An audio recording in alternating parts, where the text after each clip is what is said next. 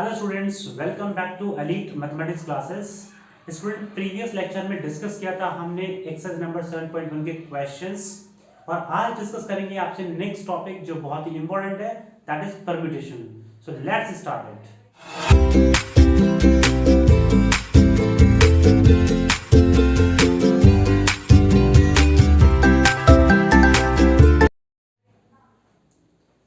तो student, previous lecture में हमने जो डिस्कस किया था आपसे कर चुके हम डिस्कस की प्रिंसिपल ऑफ काउंटिंग में, जिसमें हम दो तरीके से हम बात करते हैं। पहला होता है आपके पास एडिशन प्रिंसिपल एंड सेकंड होता है मल्टीप्लिकेशन। डिटेल में डिस्कस किया है। जिस बच्चे ने उस लेक्चर को मिस कर दिया तो पहले आप उस लेक्चर को जाके विजिट करें, है ना। आई बटन आपको दिख रहा होगा यहाँ पे, इस पे भी उसका लिंक आया हुआ है, वहां से भी आप क्लिक करके यहाँ पे पहुंच सकते हैं। और उस कॉन्सेप्ट को क्लियर करने के बाद ये कॉन्सेप्ट पढ़ेंगे तो आपको ज्यादा अच्छे से क्लियर होगा। सो चलिए स्टार्ट करते हैं इस लेक्चर को, जिसमें हम बात करेंगे परम्यूटेशन। और परम्यूटेशन का बेसिक मीनिंग होता है स्टूडेंट्स, अगर हम बात करें तो अरेंजमेंट्स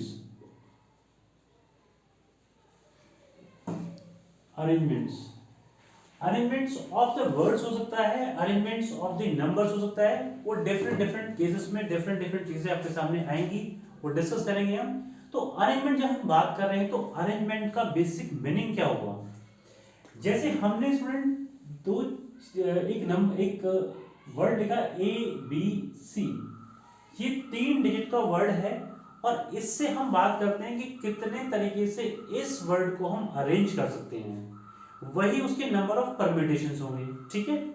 जैसे इस वर्ड में हमने क्या किया बेटा कि हमने इसमें देखा 3 वर्ड्स हैं, 3 अल्फाबेट्स हम बोलेंगे या फिर लेटर्स बोल सकते हैं इसमें हम। तो इनको हमने एक तो ABC से लिख दिया हमने, मतलब सेम तरीके से ABC किया हमने इसको, फिर ACB कर दिया हमने इसको, फिर यहाँ पे 2 हुए, फिर यहाँ पे हमने किया बेटा BCA, फिर हमने किया इसमें BAC, फिर हमने कर दिया CAB, फिर CBA, राइट। 6 हो गए। तो इससे ज्यादा इसमें नहीं हो पाएंगे। अगर हम फिर से इसको अरेंज करने की कोशिश करेंगे, डिफरेंट अरेंजमेंट बनाने की कोशिश करेंगे, तो वो नहीं बन पाएगा, वो रिपीट होना शुरू हो जाएगा। तो हमें ऐसे अरेंजमेंट जिसमें ऑर्डर इज इंपॉर्टेंट, बहुत ही इंपॉर्टेंट चीज है बेटा, order in this is important, order is important.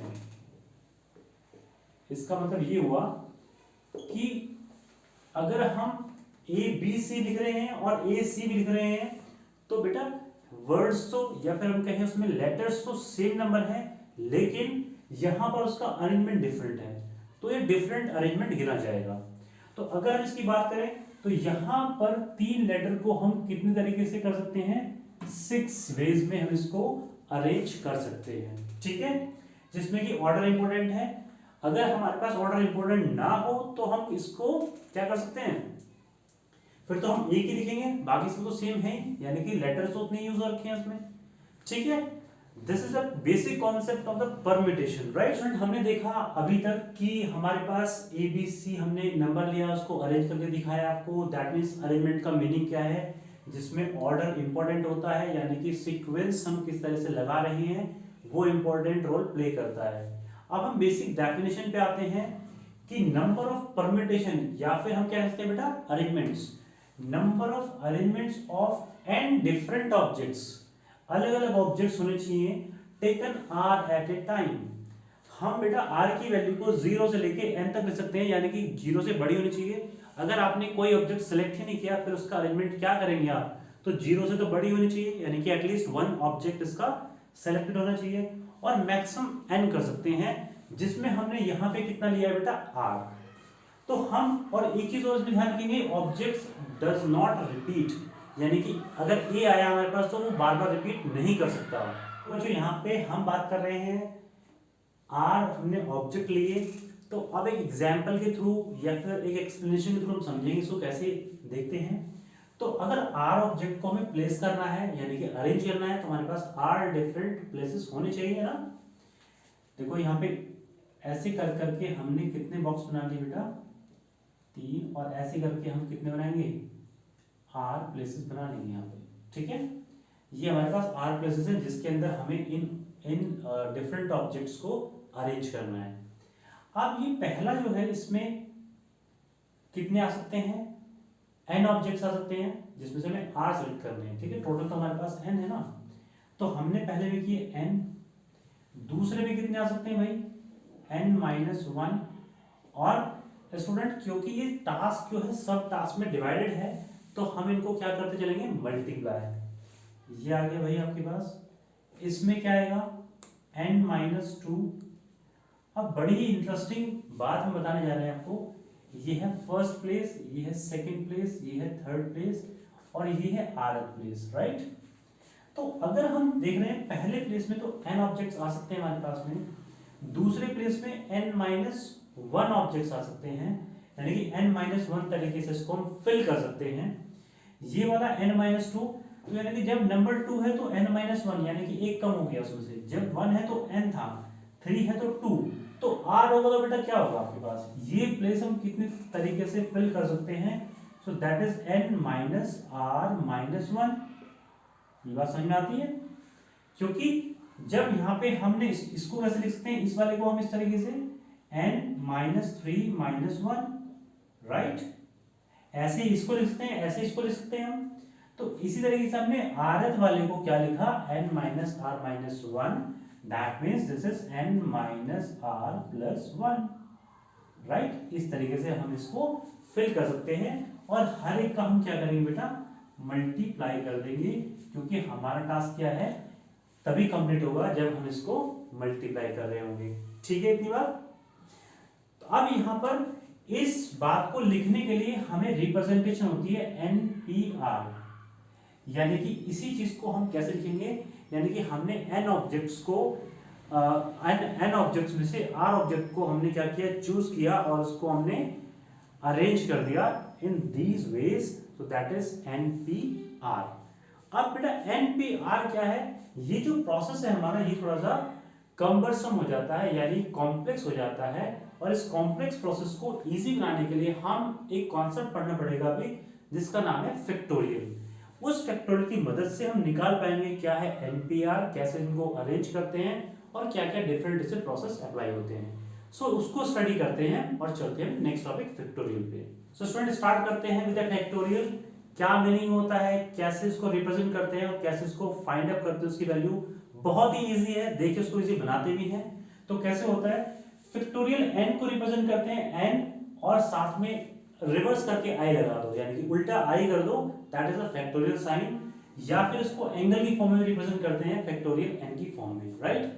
अब इसका क्या होता है फॉर्मूला, कैसे इसको निकालते हैं वैल्यूज को, वो सब सीखेंगे। तो यहाँ पर n फैक्टोरियल अगर हमारे पास है तो उसको हम रिप्रेजेंट करेंगे n into n-1, n-2, n-3 और चलते जाएंगे, यहाँ पे लास्ट में आ जाएगा n-n फैक्टोरियल, राइट। अगर हम n तक जा रहे हैं तो बेसिकली ये हो जाएगा n into n-1, n-2, n-3 and so on 0 factorial. और बेटा 0 फैक्टोरियल की वैल्यू 1 होती है। ये हम आपको बताएंगे थोड़ा सा आगे चल के लेक्चर में कि why the value of the factorial 0 is 1। तो इस तरीके से हमारे पास क्या आता है, n into n-1, n-2, n-3 और यहाँ पे आ गया लास्ट में 1, क्योंकि फैक्टोरियल 0 की वैल्यू कितनी बताई बेटा हमने, 1 बताई है आपको। ठीक है, इस तरीके से इसका फॉर्मूला होता है। अभी कुछ स्टूडेंट को समझ में नहीं आया होगा कि हो क्या रहा है ना, तो इसको हम क्लियर कराते हैं आपको। तो हमने क्या किया है, इस n वैल्यू को रखा है और उसके साथ मल्टीप्लाई करते जा रहे हैं एक एक नंबर घटा करके। क्लियर, दोबारा सुनिए, हमने यहाँ पे वैल्यू को वही रखा है और उसमें से एक नंबर घटाया तो n-1, दो नंबर घटाए तो n-2, तीन घटाए तो n-3, इस तरह सीक्वेंस में चलते जाएंगे और जब तक हम इसको चलाते हैं जब तक हमारे पास 1 नहीं आ जाता। ठीक है, और डिपेंड करता है कंडीशंस पे, उसको कहां पे रोकना है हमें। ठीक है, अब बेटा जैसे ये होगी n फैक्टोरियल वैल्यू, फाइन। अब हमें इसको मान लो बीच में कहीं रोकना है। ठीक है, बहुत इंपॉर्टेंट बताने जा रहे हैं कि फैक्टोरियल की वैल्यू 0 क्यों होती है। हम इसको अज्यूम कर सकते हैं n फैक्टोरियल, ये तो एक फॉर्मूला आपके पास यहाँ पे परफेक्ट हो गया। ठीक, अब हम बताने जा रहे हैं आपको कि आगे कैसे करेंगे, इसको हम कर सकते हैं बेटा n into n minus one into n minus two factorial. मतलब आपने यहीं तक इसको रखा और जहां पर भी आप छोड़ेंगे इसको वहां पर एक फैक्टोरियल का साइन लगा देंगे, यानी कि आपने यहाँ पे इसको फिनिश ऑफ कर दिया है। ठीक है, इसको हम ऐसे भी लिख सकते हैं n factorial is equals to n into n minus one factorial. Fine, ये भी एक फॉर्मूला आपका बनके आ सकता है। इक्वेशन नंबर 1 मान लेते हैं इसको, एक रेफरेंस के लिए इस इक्वेशन को रखते हैं अभी। अब हम बात करते हैं इसमें वैल्यूज को निकालेंगे कैसे, हम किसी नंबर का फैक्टोरियल अगर निकालना है तो फॉर एग्जांपल फर्स्ट लेते हैं हम यहाँ पे फैक्टोरियल 3 ले लेते हैं। इसको हम ऐसे भी लिख सकते हैं और इसको हम ऐसे भी लिख सकते हैं, दोनों की बात सेम ही है। तो यहाँ पे बेटा n की वैल्यू कितनी है 3, तो हमने यहाँ पे लिखा 3, फिर उसके बाद n माइनस वन यानी कि 3 माइनस वन कितना होगा 2, और फिर 1 और फिर 0, और 0 फैक्टोरियल की वैल्यू 1 होती है हमें पता है, तो लास्ट में 1 ही आना है। तो यहाँ पे कितनी वैल्यू आ गई बेटा आपके पास 6। अभी बताएंगे थोड़ी देर में 0 फैक्टोरियल की वैल्यू 1 कैसे होती है।